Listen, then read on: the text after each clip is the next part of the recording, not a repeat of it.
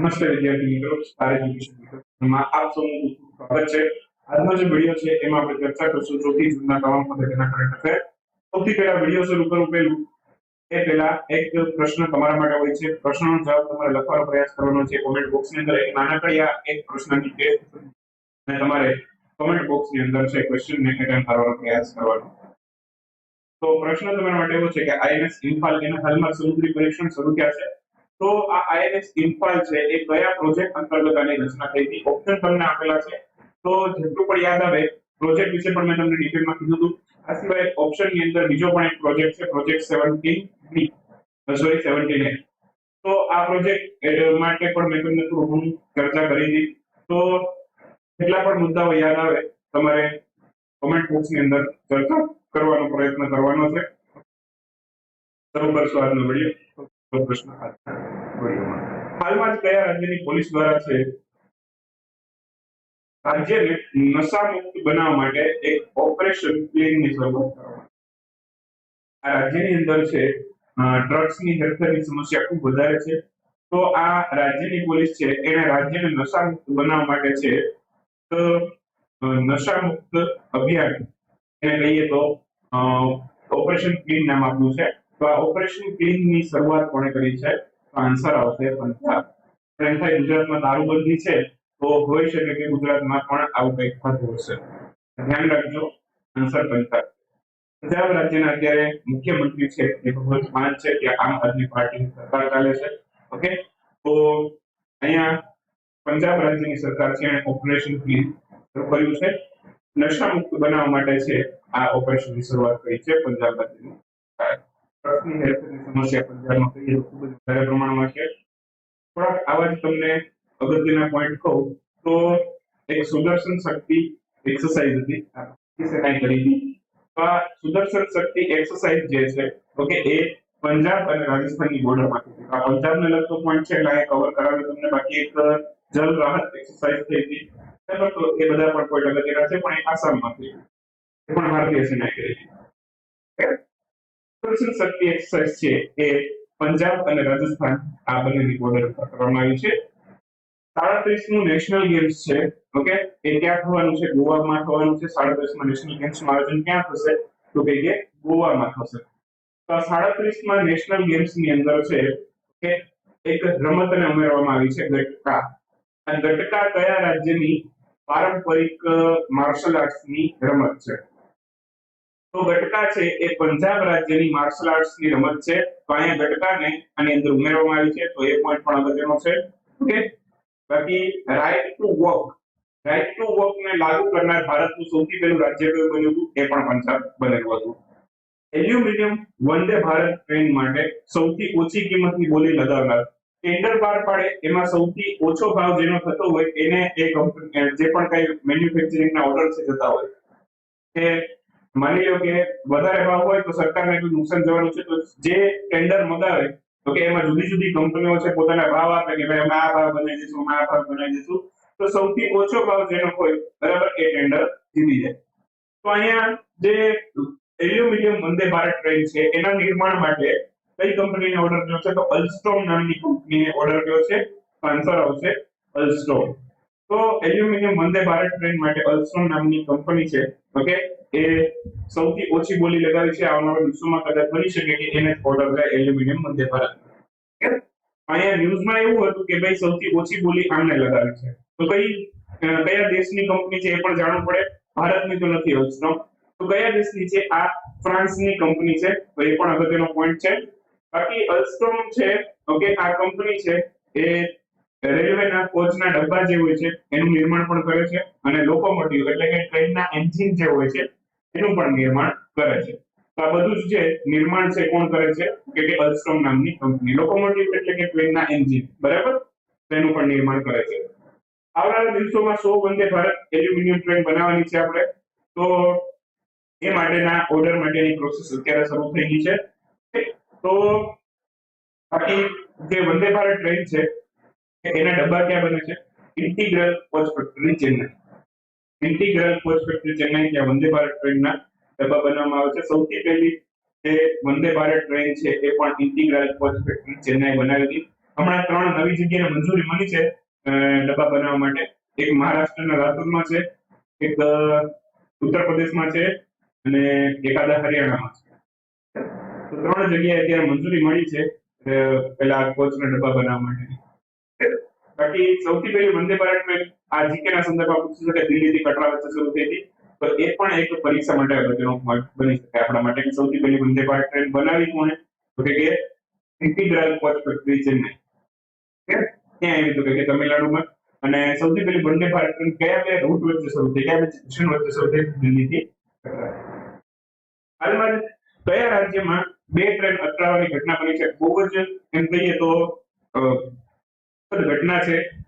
લગભગ 2004 પછી સૌથી પહેલો આ મોટો ટ્રેન એક્સિડન્ટ છે. તો એમાં ઘણા બધા લોકો મૃત્યુ પામ્યા છે. હું ત્યાં સુધી ન્યૂઝના આર્ટિકલ રીડ કરું છું, મને 284 નો આંકડો દેખાણો. આશા રાખીએ કે આ આંકડો થંભી જાય. બરાબર. તો આ ઘટના કયા રાજ્યમાં બની છે? આ દુઃખદ ઘટના બની છે ઓડિશા રાજ્યની અંદર. એ પેસેન્જર ટ્રેન અથડાણી. આમ કુલ 3 ટ્રેન હતી. ન્યૂઝમાં તમે 3 વાંચ્યું હશે. તો આમ જોઈએ તો કુલ 3 ટ્રેન થાય, પણ પેસેન્જર ટ્રેન 2 હતી. ઓકે, અને એક માલગાડી હતી. તો સૌથી વધારે નુકસાન તો પેસેન્જર ટ્રેનમાં થવાનું છે, માલગાડીમાં તો માલ સામાનને નુકસાન થવાનું છે. તો આ અકસ્માતની ઘટના છે, બરાબર, એ ઓડિશાની અંદર બની છે. કુલ 2 પેસેન્જર ટ્રેન હતી અને એક માલગાડી હતી. તો જે પેસેન્જર ટ્રેન હતી એના નામ શું હતા? કોરમંડલ એક્સપ્રેસ અને હાવડા સુપરફાસ્ટ એક્સપ્રેસ. આ 2 ટ્રેનો હતી, બરાબર. 2 અથડાણી અને એની સાથે એક માલગાડી પણ અથડાઈ ગઈ. 3 ટ્રેન કુલ અથડાણી હતી, 2 પેસેન્જર અને એક માલગાડી. 2004 ની ઘટના બાદ સૌથી મોટી ટ્રેન અકસ્માતની ઘટના છે. આની પહેલા 2004 માં આવી ઘટના બની હતી, બરાબર. તો નામ સર્ટિફિકેટ પ્રાપ્ત કરનાર ભારતની સૌથી પહેલી એમ્સ કઈ બની છે? ભારતની અંદર સૌથી પહેલી એમ્સ છે જેણે નામ સર્ટિફિકેટ પ્રાપ્ત કર્યું છે એ કઈ છે? એ હાલમાં જ બની એમ્સ નાગપુર. તો એમ્સ નાગપુર છે એને હાલમાં જ છે નામ સર્ટિફિકેટ પ્રાપ્ત કર્યું છે. બાકી સૌથી પહેલી ભારતમાં કોઈ એમ્સ બની હોય એ નામ સર્ટિફિકેટ ને બધું હટાવી દો તો સૌથી પહેલી એમ્સ ભારતમાં કઈ બની એવો પ્રશ્ન પૂછે તો એ દિલ્હી હતી. એમ્સ દિલ્હી એ સૌથી પહેલી. તો આગળ જઈએ. નામ સર્ટિફિકેટ પ્રાપ્ત કરનાર ભારતની સૌથી પહેલી એમ્સ છે આઈએમ્સ નાગપુર બની છે. નામનું પૂરું નામ પણ પૂછ્યું કે નામ સર્ટિફિકેટ મેળવ્યું છે તો આમાં નામનું પૂરું નામ શું છે એ રીતે પણ પ્રશ્ન પરીક્ષાની અંદર આવી શકે છે. National Accreditation Board for Hospital and Health Care Providers આઈનું પૂરું નામ. બાકી એમ્સ નું પૂરું નામ પણ ઘણીવાર પરીક્ષામાં આવતું હોય છે. All India Institute of Medical Science આઈનું પૂરું નામ છે. ઓકે. બાકી નવી દિલ્હી ભારતની સૌથી પહેલી એમ્સ છે તે 1952 માં સ્થપાઈ હતી. કેટલા પોઈન્ટ યાદ? બાકી ભારતના પ્રધાનમંત્રી સ્વાસ્થ્ય સુરક્ષા યોજના, ભારતની અંદર જે પ્રધાનમંત્રી સ્વાસ્થ્ય સુરક્ષા યોજના છે એના હેઠળ કુલ કેટલી એમ્સ બનશે એવો ક્વેશ્ચન પણ આવી શકે છે. તો કુલ 22 એમ્સ નું નિર્માણ થવાનું છે ભારતની. કયા પ્રોજેક્ટ અંતર્ગત? તો કે પ્રધાનમંત્રી સ્વાસ્થ્ય સુરક્ષા યોજના અંતર્ગત. હાલમાં જ વ્યક્તિગત સિગારેટ પર ચેતવણી લગાવનાર વિશ્વનો સૌથી પહેલો દેશ કયો છે? તમે સિગરેટના લેબલ જોયા હશે. તો સિગરેટના જે પેકેટ હોય એની ઉપર બારોબાર પેલું ધૂમ્રપાન હાનિકારક છે એવા બધા તમાકુમાં ને એમાં તમે પેકેટની ઉપર લેબલ લગાડેલા જોયેલા હશે કે આનાથી કેન્સર થઈ શકે છે, બરાબર. હવે જે વ્યક્તિગત છૂટક સિગારેટનું પેકેટમાંથી તમે એક સિગારેટ કાઢો, એ સિગારેટની એક સ્ટિક હોય, એ સ્ટિકમાં પણ ચેતવણી લગાડનાર સૌથી પહેલો વિશ્વનો દેશ બન્યો છે. એ દેશ બન્યો છે કેનેડા. કેનેડા છે એ વિશ્વનો સૌથી પહેલો દેશ બન્યો છે કે જે વ્યક્તિગત સિગારેટ ઉપર છે, બરાબર, લેબલ લગાડશે ચેતવણી એનાથી કેન્સર. તો સામાન્ય રીતે છે સિગારેટ છે, ઓકે, એના પેકેટ ઉપર હોય લેબલ અને બાકી તમાકુના એના પેકેટ ઉપર હોય, પણ વ્યક્તિગત જે સિગારેટની સ્ટિક હોય એમાં કોઈ પણ પ્રકારનું લેબલ હોતું નથી. આવું કરનાર છે આ સૌથી પહેલો દેશ બન્યો છે. બાકી વિશ્વ તમાકુ નિષેધ દિવસની વાત થઈ ગઈ આપણે, 31મી મે હોય છે. હમણાં જ કેનેડાની વાત કરું તો કેનેડા એ ડેવિસ કપ છે આ ટુર્નામેન્ટનું ટાઇટલ જીતી લીધું છે. ડેવિસ કપ ટુર્નામેન્ટનું ટાઇટલ પણ જીતી તો ગઈ છે. ડેવિસ કપ કયા સ્પોર્ટ્સની રમત છે? તો કઈ રમત સાથે સંકળાયેલી છે? તો એ ટેનિસની રમત છે ડેવિસ કપ.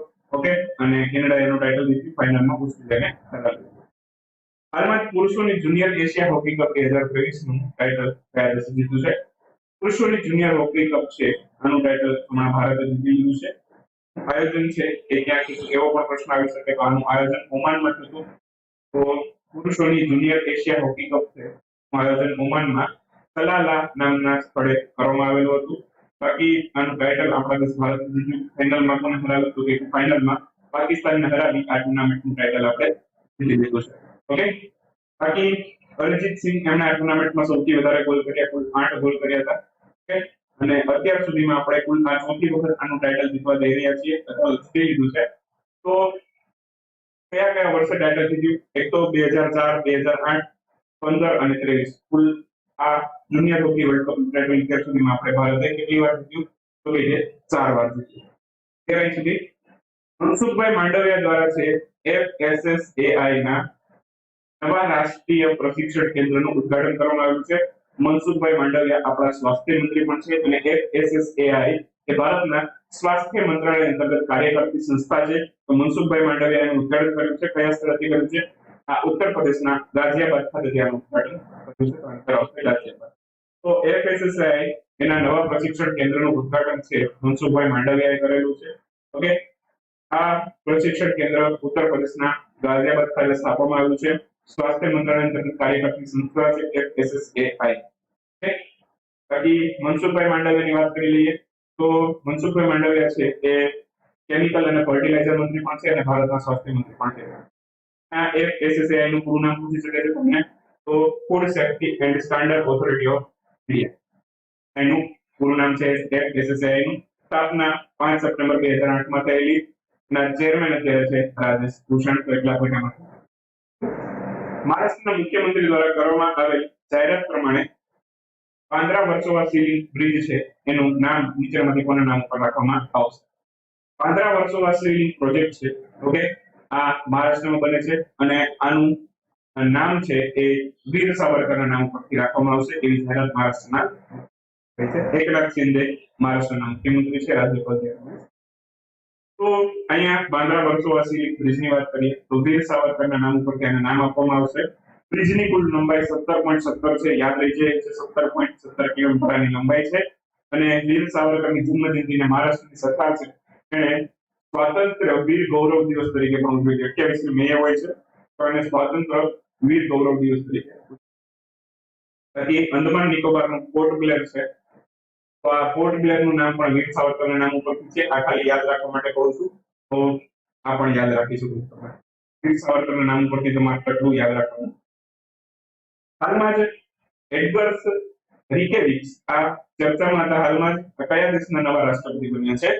તો એડગર્સ રિકેવિચ છે હાલમાં જ આ લાત્વિયાના નવા રાષ્ટ્રપતિ તરીકે ચૂંટાયા છે. તો આન્સર આવશે લાત્વિયા. લાત્વિયાના અહીંયા નવા રાષ્ટ્રપતિ બન્યા છે. Okay, Edgars Rinkevics. તો લાત્વિયાની વાત કરું તો એક બાલ્ટિક દેશ છે. બાલ્ટિક દેશોની સંખ્યા કેટલી? કુલ 3 દેશો છે જે બાલ્ટિક સાગરને મળે છે.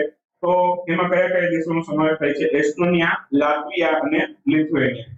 આ જીપીએસસી માં ખૂબ કામ લાગે એવી ઇન્ફોર્મેશન છે. ક્યારેક ક્યારેક આવા ભૂગોળના ક્વેશ્ચન છે આવામાંથી નીકળી જતા હોય છે કે ભાઈ બાલ્ટિક દેશોમાં કોનો સમાવેશ થાય છે, ફલાણામાં કોનો સમાવેશ થાય છે. આવા ક્વેશ્ચન તમારી પરીક્ષામાં તમે ક્યારેક ને ક્યારેક જોયા હશે. ઓકે, આ બાલ્ટિક દેશો જેટલા પણ મેં ત્રણ કીધા એસ્ટોનિયા, લાત્વિયા અને લિથુએનિયા આ ત્રણે નાટોના મેમ્બર પણ છે. આ પણ યાદ રાખજો કે જીપીએસસી જે વાક્ય આવે ને આવી રીતે આવે છે. બાકી હમણાં જ એક નવા રાષ્ટ્રપતિ બન્યા હતા તુર્કીમાં. મેં ઓનલાઈનની અંદર ક્વેશ્ચન લીધો હતો. રશીદ અર્દોગાન છે. પહેલા પણ એ જ હતા, ફરી વખત રાષ્ટ્રપતિ તરીકે ચૂંટાઈ ગયા છે. Performance based navigation for helicopters હાલમાં આનું સૌપ્રથમ પ્રદર્શન કરનાર એશિયાનો સૌથી પહેલો દેશ કયો બન્યો છે? તો આપણો દેશ ભારત છે એશિયાનો સૌથી પહેલો દેશ બની ગયો છે કે જે આનું પ્રદર્શન કર્યું છે. તો આન્સર આવશે ભારત. તો આ performance based navigation for helicopters છે આનું સૌથી પહેલું પ્રદર્શન કરનાર એશિયાનો સૌથી પહેલો દેશ આપણો દેશ ભારત બની ગયો છે. ગગન ટેકનોલોજીનો આની અંદર ઉપયોગ કરવામાં આવ્યો છે. હવે ગગન ટેકનોલોજી છે એનું પૂરું નામ પૂછી શકે છે. આ ટેકનોલોજી ડેવલપ કોણે કરી છે એવા ક્વેશ્ચન પણ આવી શકે છે. તો આ ટેકનોલોજી ગગન ટેકનોલોજી ડેવલપ કોણે કરી છે? ઈસરો.